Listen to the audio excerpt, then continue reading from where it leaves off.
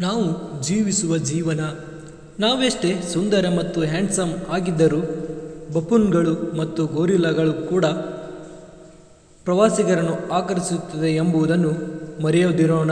ನಮ್ಮನ್ನು ನಾವು ವಿಪರೀತವಾಗಿ ಹೊಗಳಿಕೊಳ್ಳುವುದನ್ನು ಬಿಟ್ಟು ಬಿಡೋಣ. ನಾವೆಷ್ಟೇ ಗಟ್ಟಿಯಾಗಿ ಶಕ್ತಿವಂತರಾಗಿದ್ದರೂ ಸರಿಯೇ ನಮ್ಮನ್ನು ನಾವು ನಮ್ಮ ಸಮಾಧಿಗೆ ಹೊತ್ತುಕೊಂಡು ಹೋಗಲಾರೆವು. ವಿನಮ್ರತೆಯಿಂದಿರೋಣ. ನಾವೆಷ್ಟೇ ಇದ್ದರೇನು ನಾಳೆಯೊಂದು ನೋಡಲಾರೆವು. ತಾಳ್ಮೆಯಿಂದಿರೋಣ. ನಾವೆಷ್ಟೇ ಬಿಳುಪಾದ ಚರ್ಮ ಹೊಂದಿದವರಾದರೂ ಕತ್ತಲೆಯಲ್ಲಿ ನಮಗೆ ಬೆಳಕು ಬೇಕೇ ಬೇಕು. ಜಾಗರೂಕರಾಗಿರೋಣ. ನಾವೆಷ್ಟೇ ಶ್ರೀಮಂತರಾಗಿದ್ದರೂ ಎಷ್ಟೇ ಕಾರುಗಳನ್ನು ಹೊಂದಿದ್ದರೂ ನಮ್ಮ ಹಾಸಿಗೆಗೆ ನಾವು ನಡೆಯಲೇಬೇಕು. ಸಂತೃಪ್ತಿಯಿಂದಿರೋಣ. ಜೀವನವನ್ನು ಆರಾಮವಾಗಿ ತೆಗೆದುಕೊಳ್ಳೋಣ. ಜೀವನ ಬಲು ಚಿಕ್ಕದು.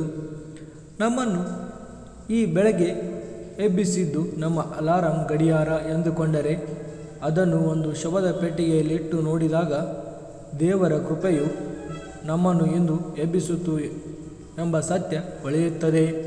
ನಾವು ಬದುಕಿರುವುದೇ ಆ ದೇವನ ಕೃಪೆಯಿಂದಾಗಿ ಎಂಬುದು ಅರ್ಥ ಮಾಡಿಕೊಳ್ಳೋಣ. ಯೋಗವು ಒಮ್ಮೆ ಬರುವುದು. ನಮಗೆ ಯೋಗ್ಯತೆ ಒಂದೇ ಕೊನೆಗೆ ಉಳಿಯುವುದು. ಧನ್ಯವಾದಗಳು ಸ್ನೇಹಿತರೆ.